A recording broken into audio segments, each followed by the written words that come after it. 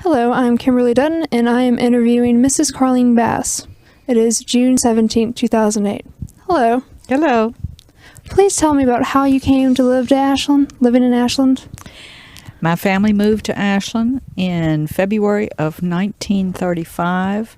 I was 16 months old. I was an infant, so I had no choice but to move with them. But they moved here because my dad was interested in having his children grow up in a small college community.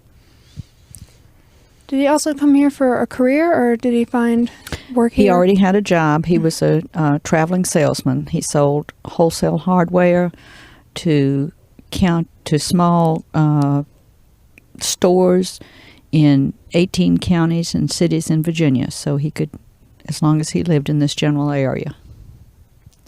What community or neighborhood did you first live in? I was born in Caroline County, Virginia, in a place called Frog Level.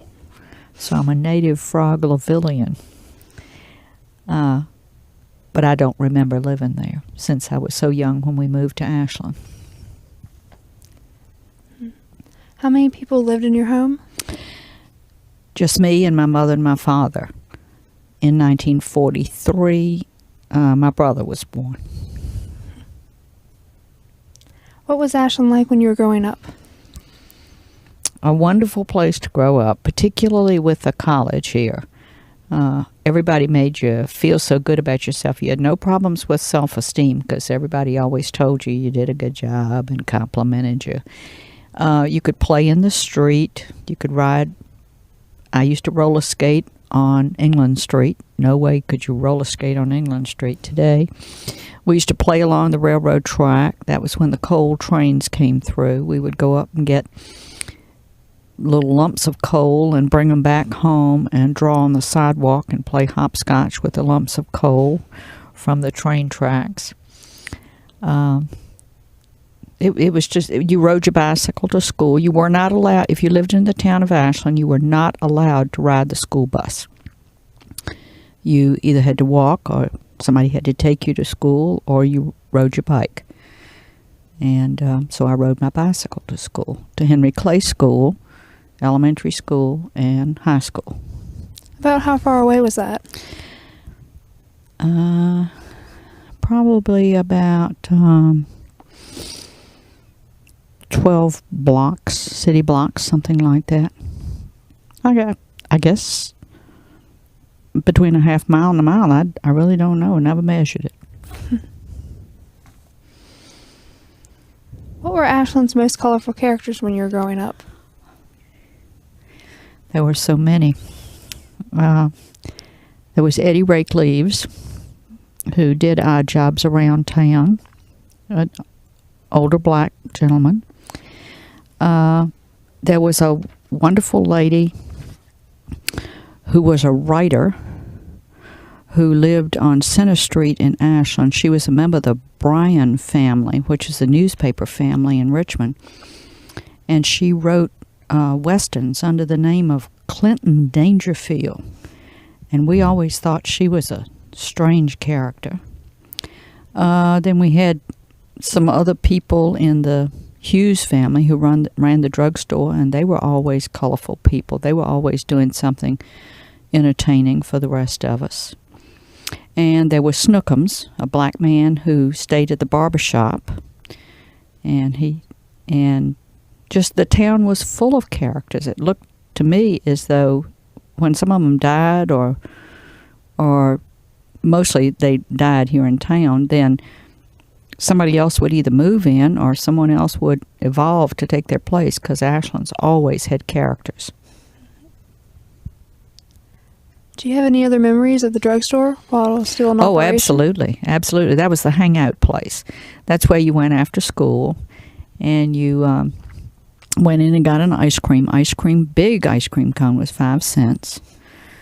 One of my strong memories that I remember I love strawberry ice cream, and I went in one day and got a strawberry ice cream, and I came back out and I was running across the railroad track to meet some of my friends, and the strawberry ice cream popped right out of my cone and fell down in the dirty railroad tracks. And nickels were hard to come by in those days, so I went back to the drugstore with my empty cone and told them what happened, and they gave me 2 more dips of strawberry ice cream, so that they were really nice and thoughtful because they knew that I didn't do it on purpose. My teachers used to go in there after school, particularly in high school, and one of my good friends right now, who was my 8th grade math teacher, it was the first time I ever saw her smoking a cigarette. And we thought that was really cool that the teacher was smoking. She tried to hide the cigarette when we came in, but we saw it anyway, and we thought that was really cool that she was a smoker. But the drugstore was a place to hang out, meet your friends. It was on Center Street where, let's see, what's in that building now is the saddle shop, I think. I think that would have been the drugstore. What are some of your earliest childhood memories? Some of my earliest childhood memories. Playing in the street, playing in town, going to Sunday school and church at Duncan Memorial Church, which was in what is now the old chapel at Randolph-Macon. Taking piano lessons. I started taking piano lessons when I was very young, and by the time I was 9 or 10 years old, I was playing the piano at Sunday school and church. And in those days, almost all the Randolph-Macon professors lived in town, and the majority of them went to Duncan Memorial to church, so you got to know everybody. And it was a wonderful place to grow up. Another thing that I really remember was that living on College Avenue, I was able to walk up to Randolph-Macon, and in Peel Hall, which is now the administration building, that used to be the library. That was the library. And when you walked in the front door of the library, to your left, under the steps that came down, was a small set of shelves that housed children's books. It had one light bulb hanging on a cord coming down, so it's very dark. But being a child, I had good eyes and I could see, and that was my library. So many kids growing up in those days didn't have access to a library. We didn't even have one at school, and so that was a wonderful place to learn about, to get books and to learn about books. I didn't like to go in there by myself though, because when you walked in the front door, it was marble and very dark. And there were some busts of people, Roman figures and famous figures and so forth. And the college boys in those days delighted in painting the eyeballs red or painting the fingernails red if the statue had hands on it. And for a little kid going in by herself, that was real scary.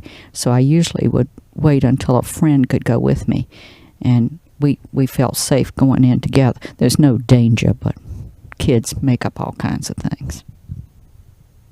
Did the college students play any other kinds of pranks? Oh, yeah. Oh, all the time. Particularly Halloween. There was a Latin professor, Dr. Bowen, who lived on College Avenue, and he rode his bicycle everywhere. And every All Saints Day, the day after Halloween, November 1st, you could always come up when I would be going to school that morning, or even if it was a weekend, you'd come up the street and Dr. Bowen's bicycle would always be at the top of the telephone pole. They did that every year. They would take people's lawn chairs and hang them from the telephone poles. Nothing destructive, just fun pranks. Did the townspeople have any specific reaction to these pranks? No, just laugh. It's just college students having a good time. Yeah. In what ways did having a college in the town affect your life? Well, I've already mentioned the library and the contact with the professors. I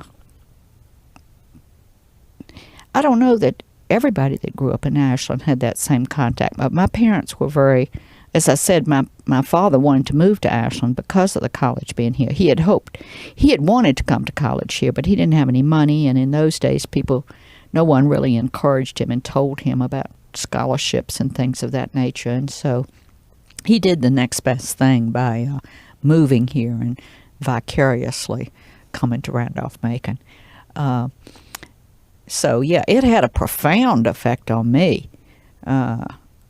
being associated with all those different professors. And as I said, particularly from going to Duncan Memorial Church, that I really had a lot of contact with them.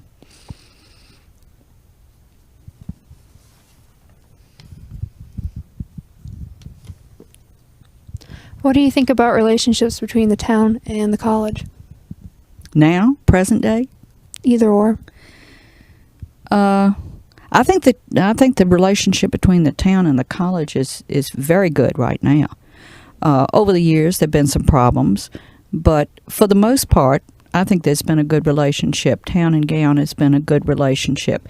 Of course, any big institution within a town is going to have there are going to be some conflicts, but usually they are resolved. There haven't been anything that we couldn't talk about and get straightened out. But as I said, growing up, almost all the professors lived in town, and so consequently, they were a part of the community. And now, not many of them live here, but still enough, and we have members of the college community on the town council at the moment. So I think the relationship is very, very good between the town and the college. What was your relationship with college when you were growing up, maybe high school or after you graduated high school? Well, growing up, I've said that I had a good relationship with a lot of the faculty people over here. I could have attended Randolph-Macon because I lived in town, and lots of well, not lots, but some town students did attend Randolph-Macon. As long as you didn't require dormitory space, you could come to school here. However, I left town. I went to Murray, Washington. But during my high school years, my relationship with the college students was just great because every year, it was an all-male school. So a young woman growing up in Ashland in those days, it was like heaven on earth. If you didn't like the crop of guys that were here this year, just wait till September and a new crop came in. You could look them over. And fraternity parties and dances and football games and basketball games and baseball games. And, we were over at the college all the time doing something. The high school boys didn't like it because they had to compete for dates and so forth, and it was much more exciting to date a college guy than it was to date a high school guy. While I was in high school and college, I never took any classes here, but I could have taken some, and I did take a class later on in graduate school. I had a class under Dr. Tom Inge later on, but it was through VCU, even though it was taught here at Randolph-Macon.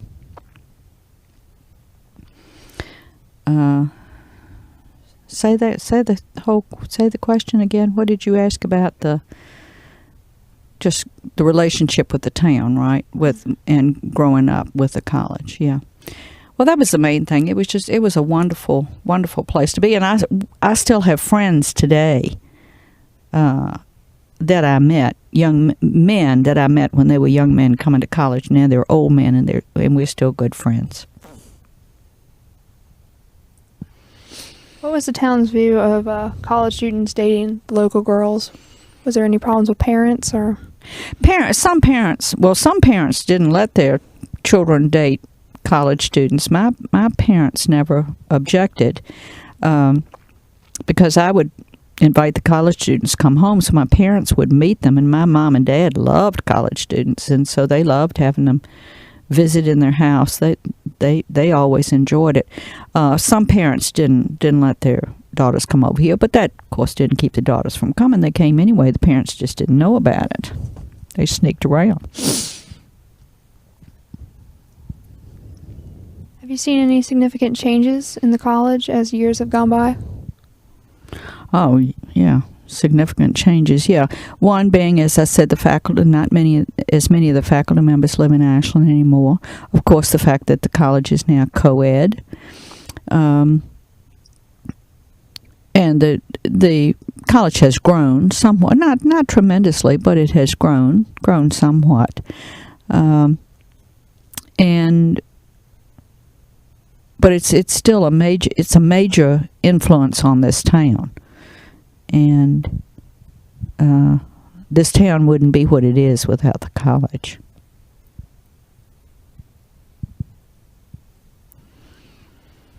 What do you think about college involvement in the town, such as fundraisers or events?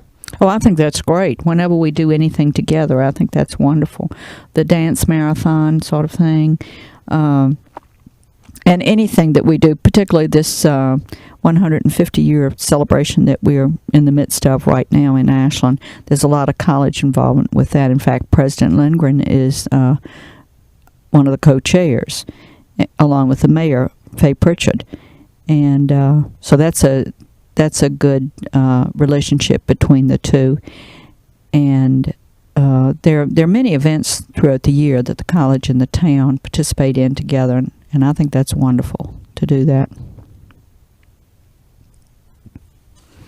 One of the things that I didn't mention when we were talking about growing up in Ashland, the Methodist Youth Fellowship, which met at Duncan Memorial Church, which was the old chapel. Many of the college men belonged to that group because in those days Randolph-Macon trained an awful lot of United Methodist ministers. They weren't United Methodists in those days, but Methodist ministers. And so there was a very strong youth fellowship here. And in fact, most high school age kids from other churches in town, the Episcopals and the Presbyterians and the Baptists and so forth, would come to the Methodist Youth Fellowship, and we had a large group, and so we got to meet a lot of Randolph-Macon students that way, and there was a lot of close cooperation between the two groups. Do you think that has changed over the years? Oh, yes. Oh, yeah. We don't, I don't know that there's any cooperation between those young groups today, not that I know of, and not when my children were growing up.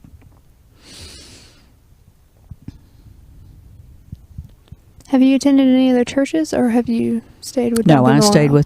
stayed with Duncan Memorial. Joined Duncan Memorial in 1944, and I'm still a member today.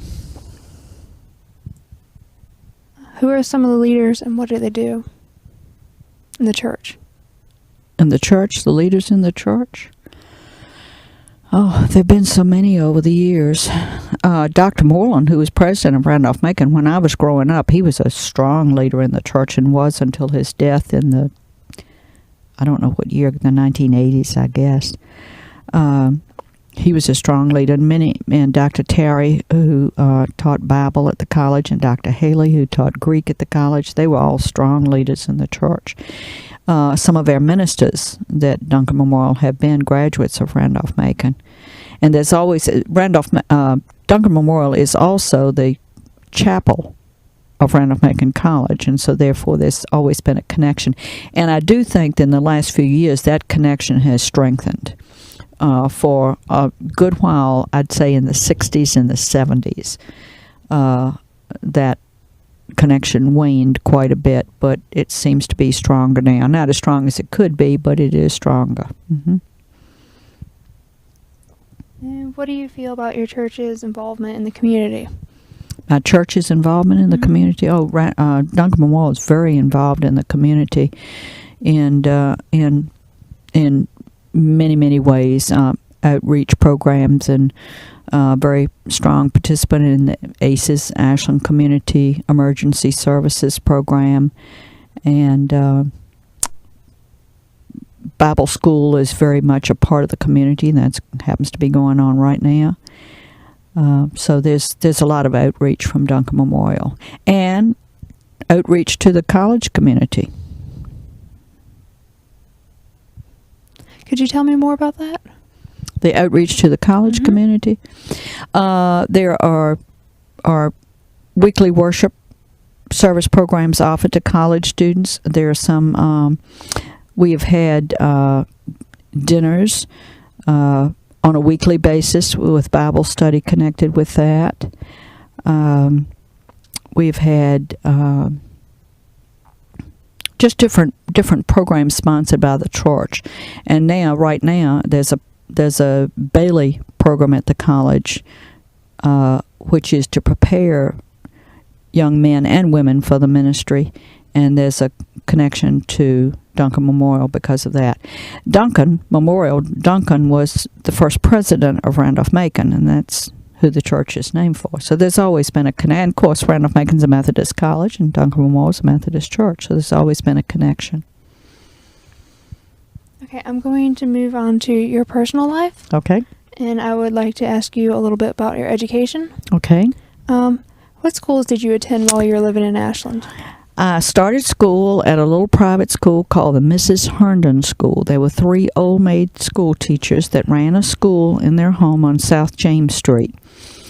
My parents sent me to that school because my birthday is October the 6th, and public school cutoff for going to school was September the 30th. So I missed by 6 days being able to go to public school because I was 5 years old.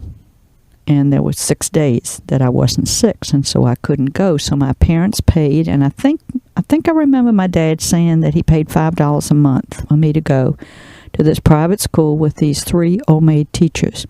It was an absolutely marvelous beginnings of education. They only taught first and second grades.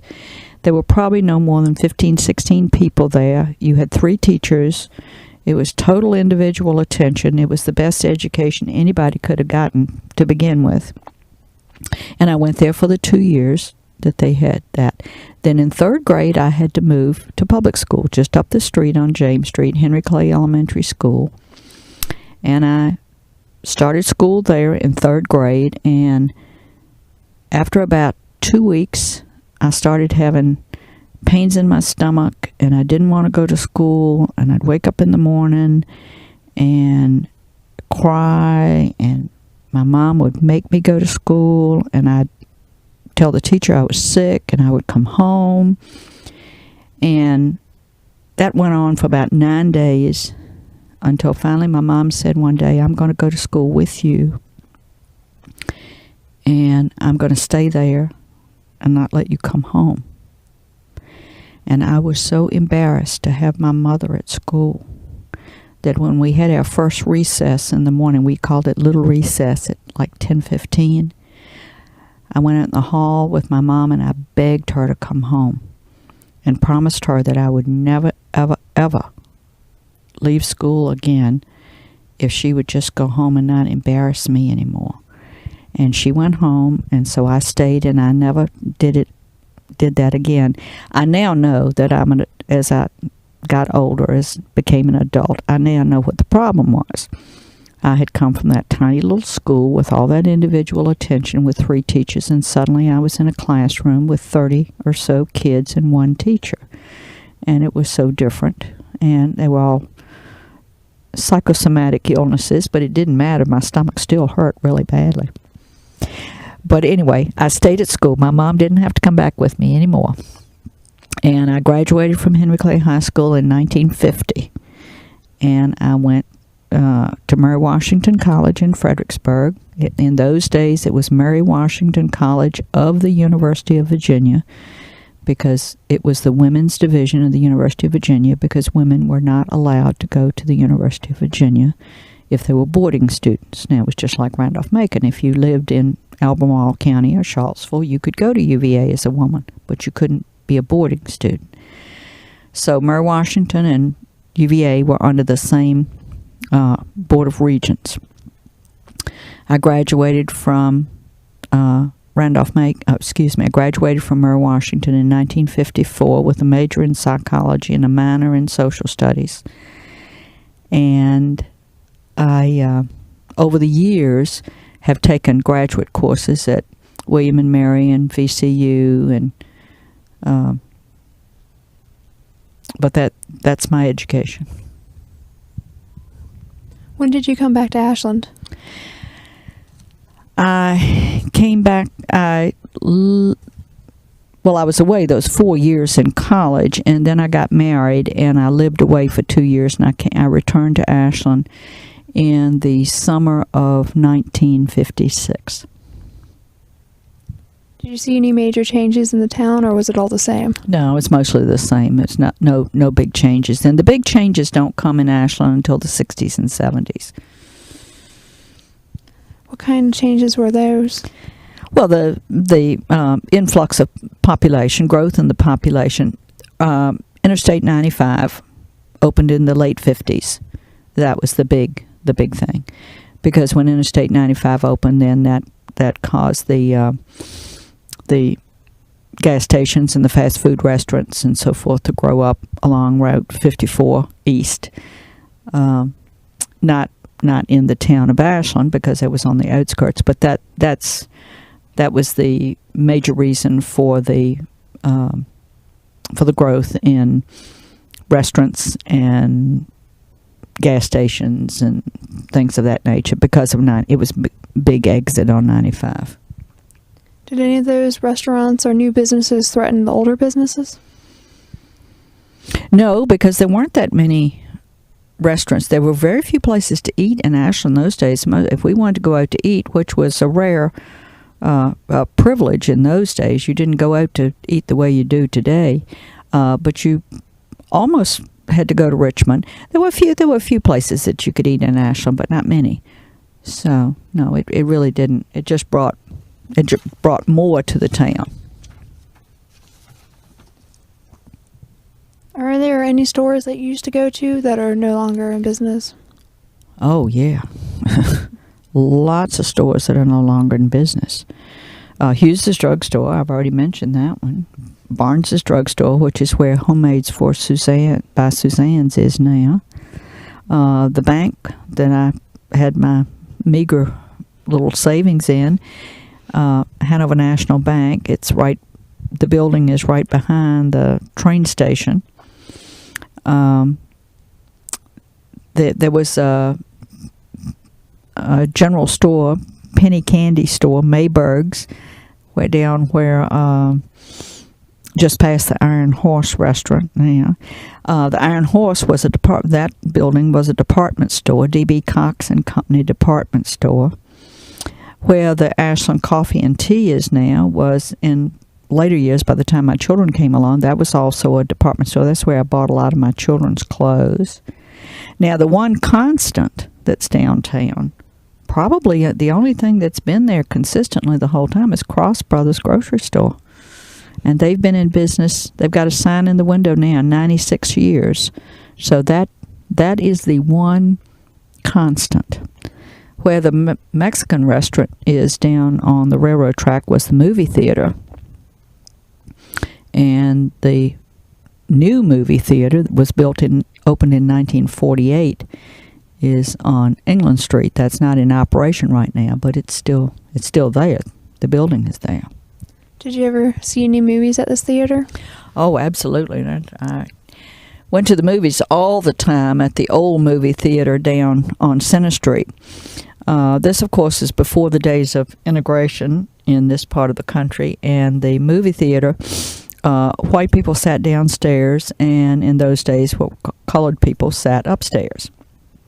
And they had an entrance from the side, but they saw the same movies we did. We just sat in different places. And then when the new theater opened in 1948, we're still in time of segregation. The new theater was for the white people, and the old theater was totally for black people. And so, oh yeah, you went to the movies. Well, that was the cheapest entertainment. When I was a child, you could go to the movies for 9 cents, and I think popcorn was 5 cents.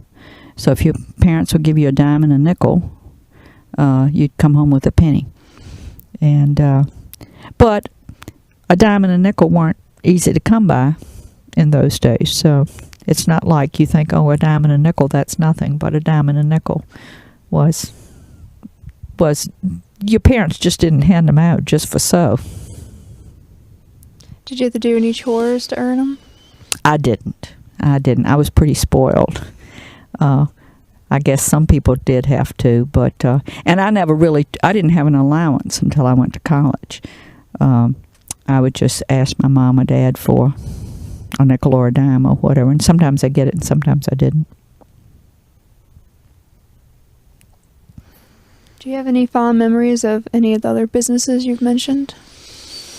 Such as? Oh, there was a restaurant in between what is now Crosses and Hanover Mortgage Company on the corner. There was a college shop in there that you could go and get hamburgers and drinks and things like that. And then in 1948, when the new movie theater opened, the little building right next to the movie theater, which today is a recording studio called Slip Disc, that was a snack bar. And that was wonderful. That's where we all hung out from my last 2 years of high school. I mean, we were in there all the time. That was the place to be. It was just like you hear about from the 50s. If you see the musical show Grease or something like that, it was like that. Yeah. What were the other gathering places in your neighborhood? Well, as I said, the snack bar was the big gathering place. And then things connected with the high school.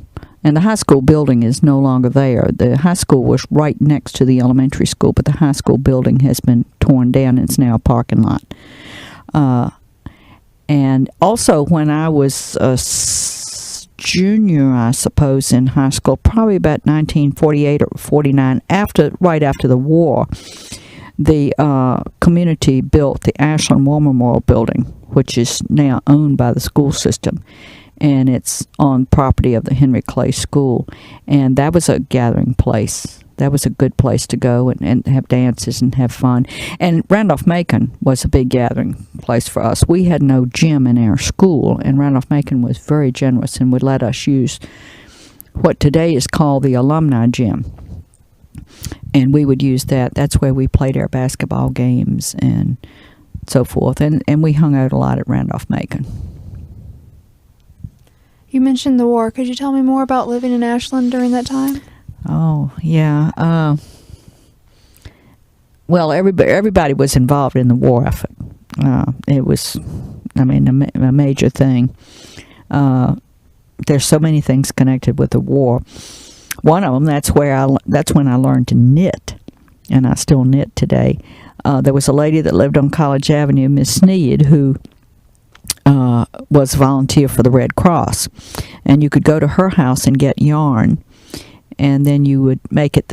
My mother and her friends knitted sweaters and things of that nature, but those of us that were little kids, by that time I was 10, 11 years old, we just knitted squares. They were just all knitting, and we'd knit squares, and then their mothers would take them and knit them together and sew them together and make lap robes for the injured service people who were in the hospitals in wheelchairs and so forth. So we thought we were really contributing, and we were contributing to the war effort. And it also, I learned a valuable skill that I still have today. We also saved tin foil and any kind of metal, anything that was made of metal, and you took it to school and you piled it up in the yard of the school, and every month, I guess, an army truck would come and pick it up and take it to recycling places so that it could be used. And so you always felt like when you were taking pieces of metal or anything that you found like that, even tin foil off of chewing gum or tin foil off of cigarette packs, you'd ball it up and make tin foil balls and take it and put it on that pile. And you would think as you were putting it on there that was going to be made into bullets to shoot the Germans and the Japanese. And there was and a great patriotic feel about the whole thing. There also were air raid warnings. We had an air raid warning system, and everybody had black oak curtains that they could put over their windows and doors. And when the air raid siren would go off, you'd have to hang the big heavy covers over your windows if you wanted to keep any lights on in your house, because the air raid warden would be walking around town and with a flashlight with a covering over the end, so he could barely see where he was going, but you couldn't have any lights on in your house. There was up on Chapman Street, there was an aerial watch station that when I was a junior and senior in high school, no, I wouldn't have been that old. No, it had been before that. It was probably when I was about a freshman, about 1945, just about when the war was ending. You could volunteer to go up there and watch planes going. And any plane, I mean, there weren't that many planes in the sky, so, and you could hear them coming. It was not like jets today that fly so high. You'd watch the plane coming, and you had binoculars, and you would read the markings on the plane, and then you had a telephone, and you could call in and say such and such a plane was coming over, and then the air traffic control would make sure that that was a legitimate plane coming over. I mean, it always made you feel like that you were going to be attacked at any minute. Why anybody would have attacked Ashland, I don't know. But we are between Richmond and Norfolk, and so it was. But it made you feel that you were a real part of the war effort. And also the troop trains came through all the time with the soldiers, and you go down to the tracks and wave to the soldiers and yell to them and give them food and that sort of thing. And Randolph-Macon, because it was a men's school, had no students because all the men had gone to war. Dr. Moreland arranged for some Army training to be done here. And so we had soldiers on the campus in training. And in fact, a lot of girls a little bit older than me met their future husbands. And then some of those guys, when they got out of the service, came back and did attend Randolph-Macon. Yeah, so war was that was a big deal. How did the town accept these trainees? Did they? I think with open arms. So far as I know, I was young, so I don't remember. But I don't remember any conflicts. But everybody was so wrapped up in the war and the fact that the Germans and the Japanese had to be defeated, that there was such a strong feeling that had to be done. And there was some isolationism in the United States, but I don't ever remember it being evident in Ashland.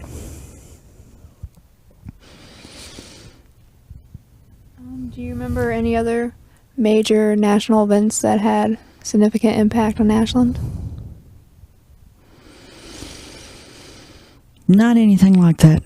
Not anything like that war. Now, the Vietnam War, the protest of the Vietnam War, there was some unrest in the town then, because and that probably was due to having college students here who were of draftable age and so forth. And I do remember protests here during that time. But I mean, there were protests all over the United States, protesting everything in those days. I mean, it was the 70s was the time of protest. So there were things. Yeah, I can remember college students standing in front of the post office, which is next to the movie theater. I remember college students standing in front of the post office with posters, anti-war posters and things, and you had to walk around them to get into the post office. But most people just ignored them and went around them and didn't pay any attention to them. But I guess there was some. That was a conflicting time. Yeah. So that had an effect on the town.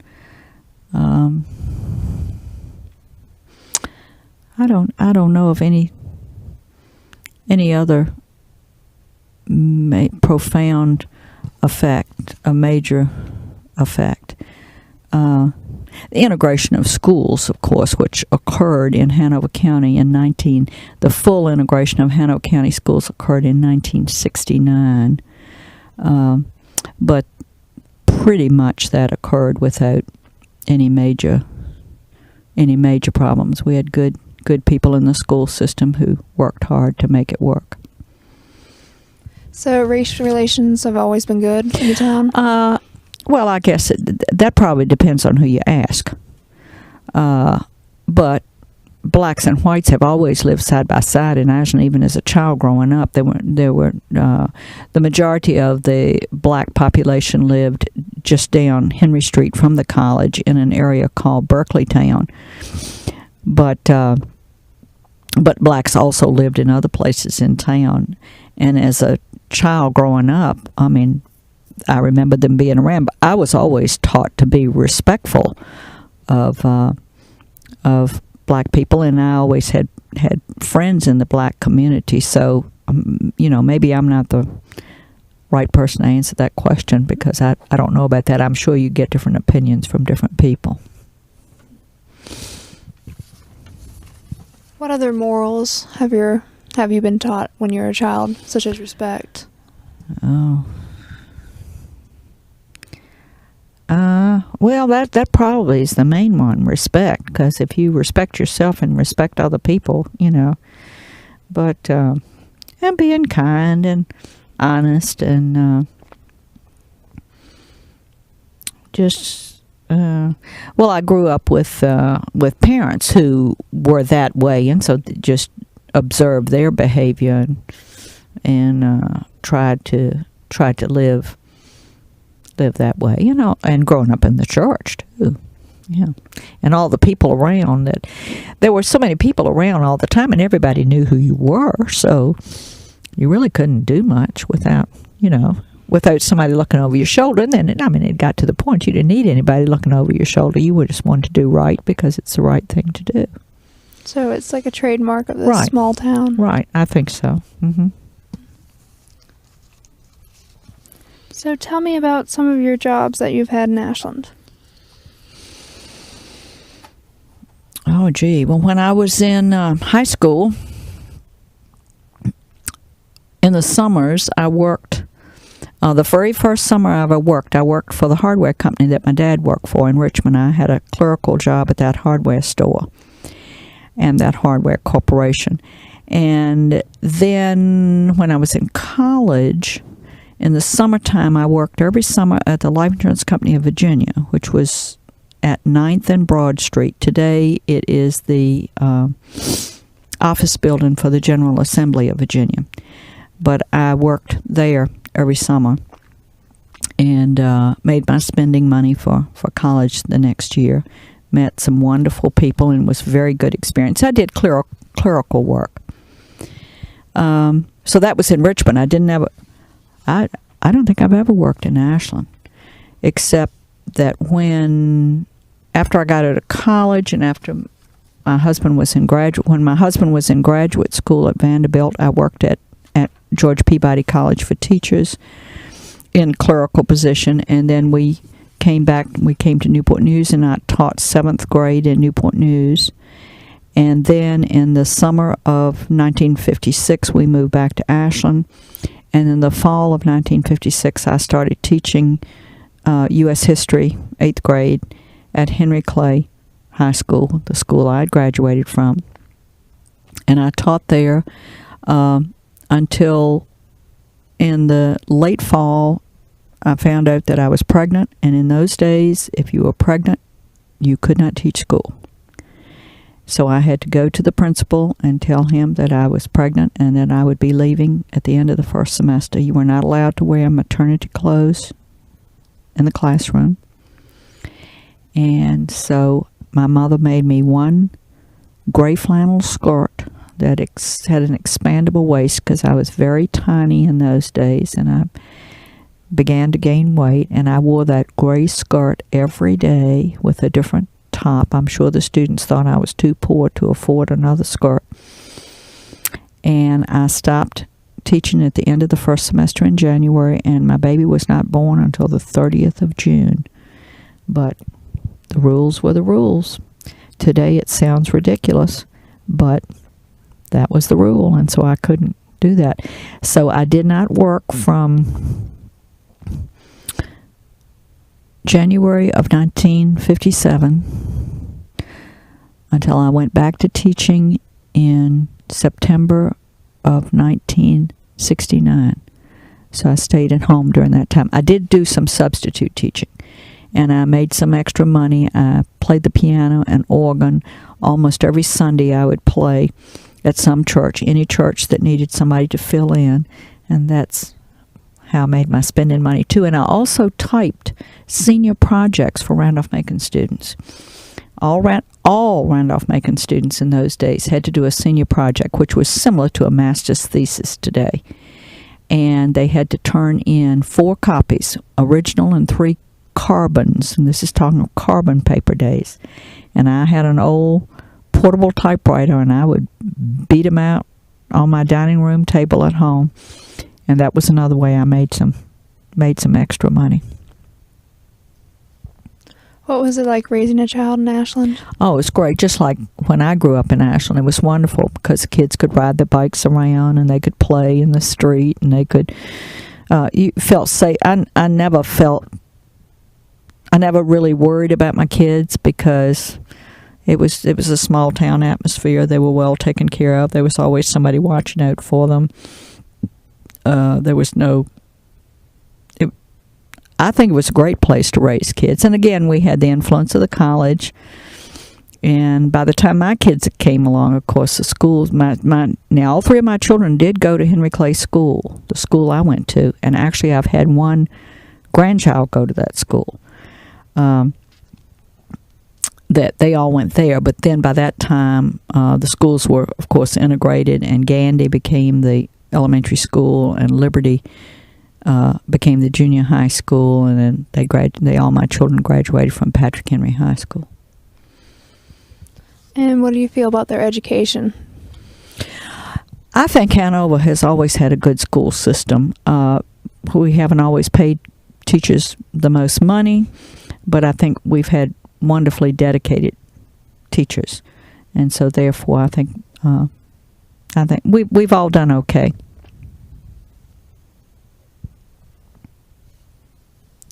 So, in the community, what has changed within your lifetime as far as physical appearance is concerned? Oh, many, many more stores, shops, many, many more houses, improved streets, the water and sewer system and the drainage system. Ashland used to be flooded so often, hard rain, and you could go swimming in your backyard. That the removal of water has been great. Around the college, I can remember water used to stand around here all the time. Ashland is low. It's the Slashes. It's very low land, and so that's been a big improvement. But lots more houses, and but the railroad track is still here. Now the trains aren't the coal burners anymore, and they don't have the coal on the track, so they're not as dirty as they used to be. Also, not as many railroad crossings. It used to be there was a railroad crossing at every street corner, and that's not true anymore. Now you just have a few railroad crossings, and they all have gates and lights. We didn't have those in the olden days. So people would sometimes not see the train or not be paying attention, and there were more wrecks, car wrecks on the train tracks. But as a child growing up, you were taught, that in those days it was the RF&P Railroad that came through the Richmond, Fredericksburg, and Potomac Railroad, and you were taught growing up, don't try to race the RF&P. You won't win.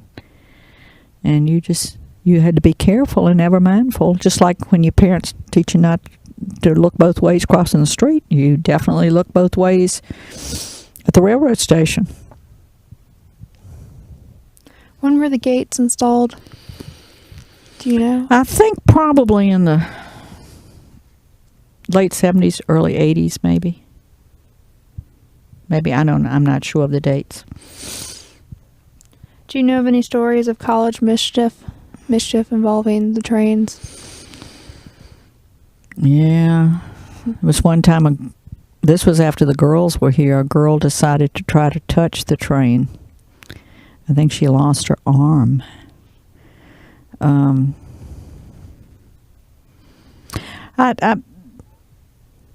Maybe college students have gotten smarter. I guess the problems with college students and their railroad track 9 times out of 10 has involved alcohol. When they're in their right minds, they usually know to respect the train. So how did you travel around in Ashland when you were growing up? Bicycle, walking, and roller skating. Oh gosh, we roller skated everywhere. Very few families had more than one car, and the father took the car and went off to work. So, I mean, you didn't have cars to drive around. There were a few affluent people who had 2 cars, but my family wasn't that affluent. And so that when you had to wait till your daddy came home from work at night, maybe you'd be lucky enough to get to use the car and drive around for a while, but mostly on foot, bicycles, roller skating. Yeah, there were buses. There was a bus that ran to Richmond. You could ride the bus to Richmond. It stopped in front of what is now the Henry Clay Inn. And I know my mom would give me, this is in the 40s, my mom would give me like 50 cents. And I could ride the bus round trip to Richmond.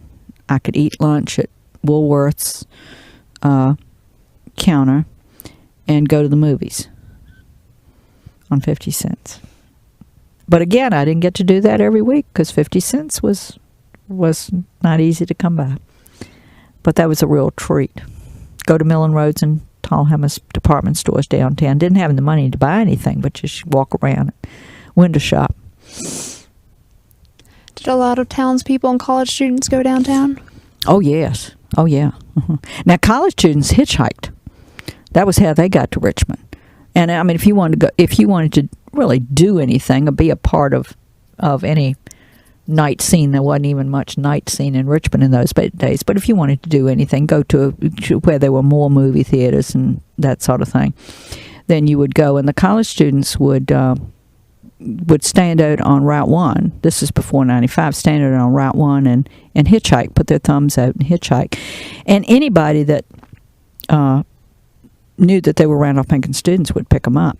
And then there was a place on Route 1 at Brook Run today that was called Kelly's Truck Stop, and that's where the students would stand there by Kelly's Truck Stop and hitchhike coming home. And I mean, even me in high school and in college, I would stop and pick up college students. I mean, today I would never pick up a hitchhiker, but in those days I would stop and pick them up because they were Randolph-Macon students, so you knew they were good. So you picked them up and brought them back to town. Well, now it seems like every college student owns a car. Oh, at least one. What do you feel about that? I think it's very difficult to find a parking place between September and June. That's why coming down today, it was so nice coming down because, I mean, I knew I'd be able to find a parking place if this had been when the school year was going on. But you just adapt. You know that. So you adapt to it. And when you have a function, for example, you have a wedding at Duncan Memorial or something, you just tell people, look, there aren't any parking places. Just, park your car anywhere you can. You just have to make do. Do you have a lot of experience with using the train service in Ashland? Yes. Again, when I was working in Richmond, those years that I was working in Richmond, I used to ride the train, and also my husband used to ride the train back and forth to Richmond to work. We're talking in the 50s and into the 60s. You could get on the train and go into Richmond and then take a bus in Richmond to get where you wanted to go. And now, use the train a lot if you want to go. Well, when my husband was still working, he would go to Washington. He had to go to Washington, D.C. on business quite frequently, and he would take the train to Washington. And now we go to New York on the train. If we want to go up for a few days, see some shows, we go on the train. So yes, train is very, very useful. Do you do a lot of traveling? Oh, yes. Yes, since we've retired, we've traveled large portion of the world. Did any interesting characters ever stop off the train at the Ashland station?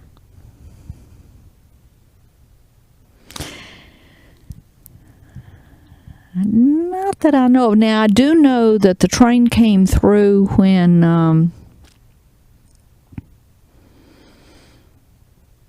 I believe it was Lyndon Johnson was running for president. And he was not on board, but Lady Bird was. I remember that. And I do remember when Franklin Roosevelt died in Warm Springs, Georgia, and his body was being transported back to Washington, D.C. A lot of people thought that train, that funeral train, would be coming through Ashland. And a lot of people gathered down on the railroad tracks. That was in 1945, April of 1945. But the train didn't come through Ashland. I don't know if it went through the Doswell line or another line, but it did not come through Ashland. But I remember a lot of people thinking it was going to come through and gather down at the railroad track. Because, of course, Franklin Delano Roosevelt had been president of the United States. He was elected in 1932, and he died in 1945. It was during that time, of course, that we changed the Constitution, that you cannot now occupy that office for more than 2 terms, 2 elected terms.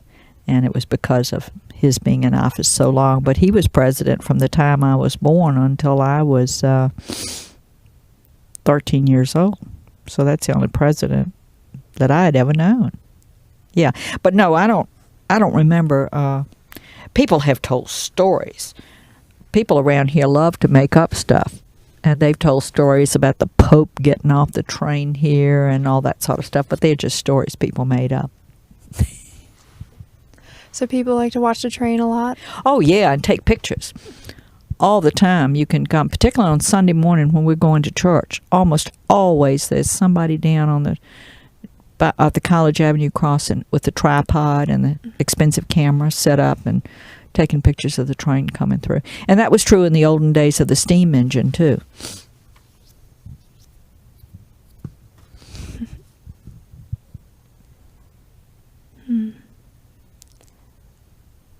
Did you ever know anyone who worked for the train station?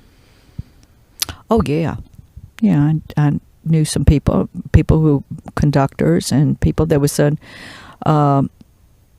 man that met the train, met the mail train. He had a great big cart that he would pull himself up the street from the post office next to the movie theater.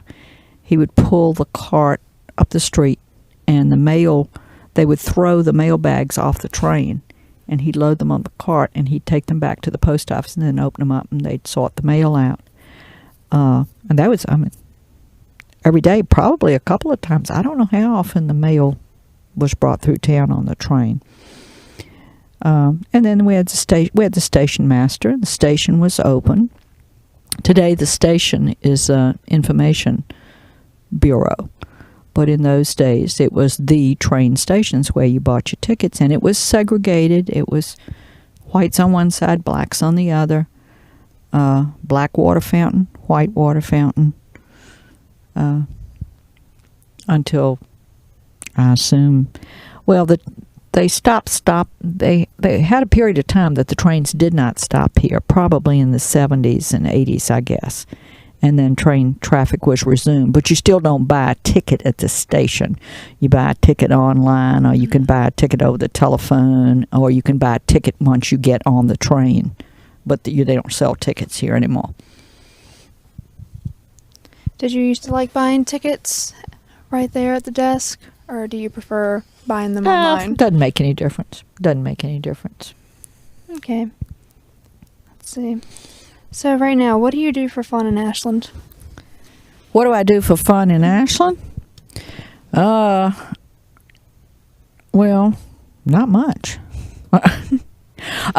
You have your own set of friends, and you have, parties and things, but and we come to events at Randolph-Macon a lot. But other than that, there's not that much. But I must realize that I'm a senior citizen, advanced in age, you'd get totally different answer from young people. Yeah.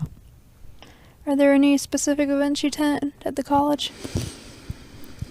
Always come to homecoming and always come to graduation and the old grads reunion, because my husband is a graduate of Randolph-Macon. And we do attend some sporting events and cultural events. We come to the symphony, we come to plays, art openings, and things of that nature. We do attend those. Mm-hmm. Are there any organizations you're a member of?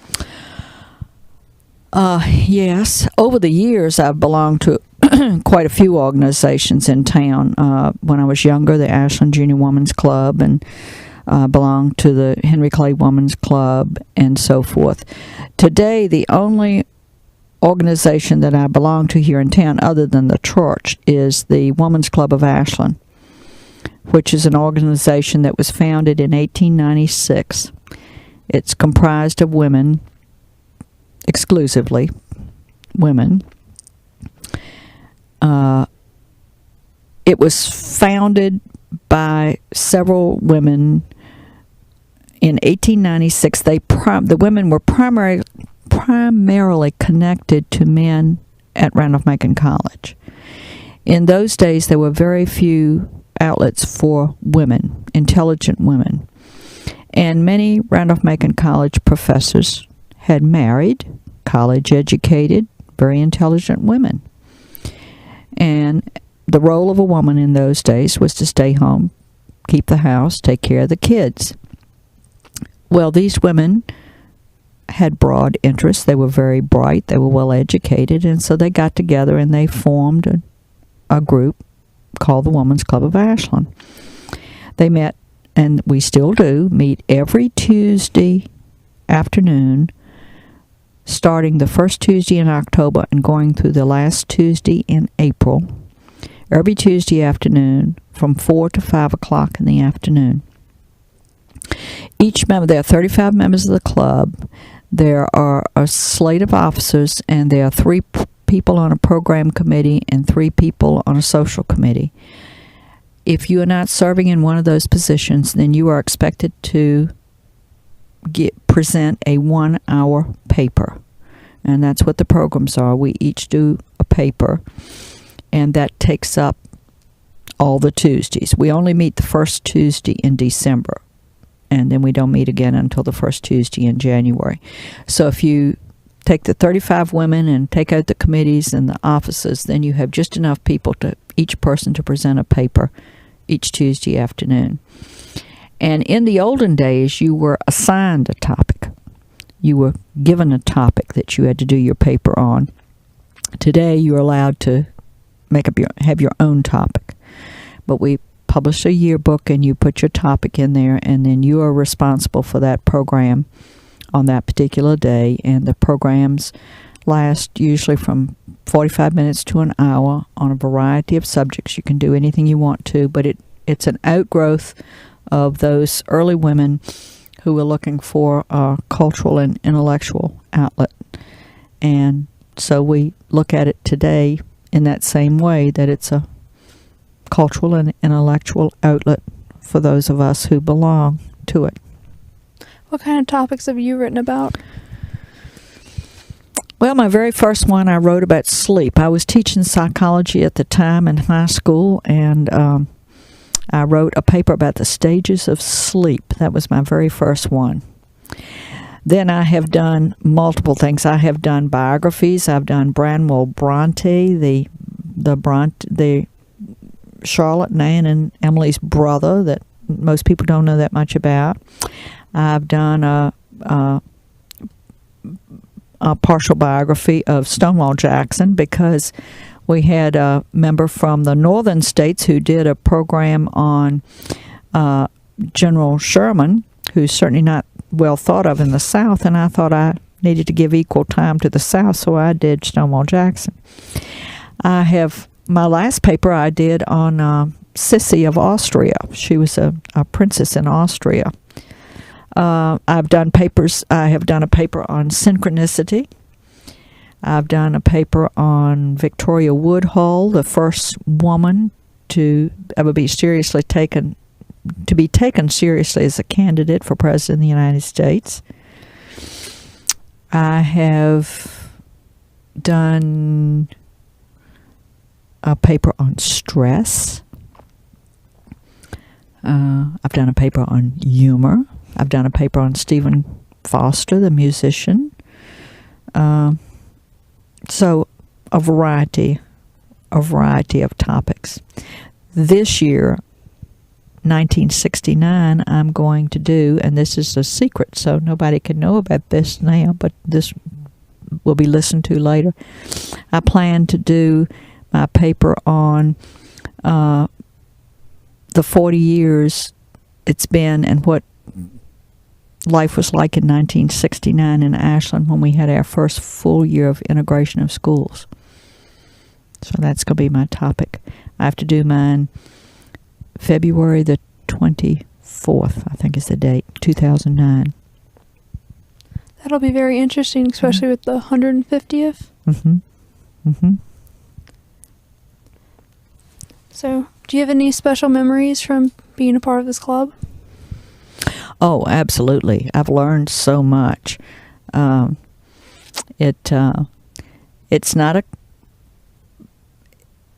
It's a club that I knew about my whole life, but I never knew how you got into it. And I now know that you don't ask to belong to this club. You get invited to join this club. And I've heard absolutely marvelous papers over the years. I've been in it since I was elected in the spring of 1983. And so many of the women who presented papers in those years have passed on. And I was so glad that I got to know them in a different way and be a part of their sharing their knowledge with me. So I'm so happy about that. And just wonderful stories of Ashland. And the papers that have been done in the Women's Club and the history of the Women's Club is, I think there is an archives here at the Randolph-Macon Library that has all that information. The Women's Club of Ashland celebrated its 100th year in 1996, and I happened to be president of the organization at that time. And we had wonderful papers about memories of Ashland, and I know that they are archived here at the college. Have there been any major changes in the organization of the club? No, absolutely not. That group does not accept change readily. As I said, we still meet on Tuesday afternoons at 4 o'clock for 1 hour. There are no refreshments. You come in, you do your paper, you leave. The election process is the way it was done back in 1896. No, they do not. And anytime anybody thinks of coming up with some modern, newfangled way of doing things, it gets voted down immediately. There's no reason to change. Do men and women have separate organizations? Well, the Women's Club of Ashland is the only one I know that's exclusively for women. Nowadays, most of the other civic clubs have, although I assume the Henry Clay Women's Club still just has women. I don't belong to it anymore. And I know but I know the Kiwanis Club, for example, and Rotary and Ruritan and those Lions Club, they're all both sexes. Are there any specific clubs that have had a major impact on the community as far as fundraising? Well, I think the Kiwanis Club has always been well respected in this community. I don't belong to the Kiwanis Club, but I've known a lot of people who have, and I think they've been a major influence on this community. And maybe at some point somebody will interview somebody that knows a lot more about that. But I would say that's probably over the years the one that I remember the most. What about the Strawberry Fair and the parades? The Strawberry Fair, good friend of mine, Taffy Yurty, who was from St. Louis, Missouri, and then who was on Broadway in New York, and then came to work at the Whole Progress in Ashland, was the instigator of the Strawberry Fair. She was the one that came up with the original idea. I think maybe she had seen something similar done in another community. And it has grown exponentially until it's just huge with, I don't know, close to 300 booths and things. Now, this year, of course, it was so incredibly hot that it was not as well attended as it has been some other years. But yeah, that's a major undertaking by the town, and people really look forward to that, and we're known for that. And we have our Christmas parade. We used to have a Santa Claus train. The Santa Claus train that ran from Richmond to Ashland originated through the department store here in Ashland. They're the one that started it. And then later on, one of the larger department stores in Richmond picked up on it, but it actually started with an idea out here. And so the holiday parade, I guess they call it now, is still a tradition that goes on. But those are things that I went to a lot when I was younger, and I just don't do as much anymore. I want to ask you a little bit about your current involvement with the college, especially with the Bass Family Scholarship. Well, because of the fact that my husband graduated from college here, and that we've lived here all this time, and that the original reason my parents came to Ashland to begin with, we've always felt a close emotional connection to Randolph-Macon. And because of that, and my husband was a scholarship student. He could not have come to Randolph-Macon without scholarships.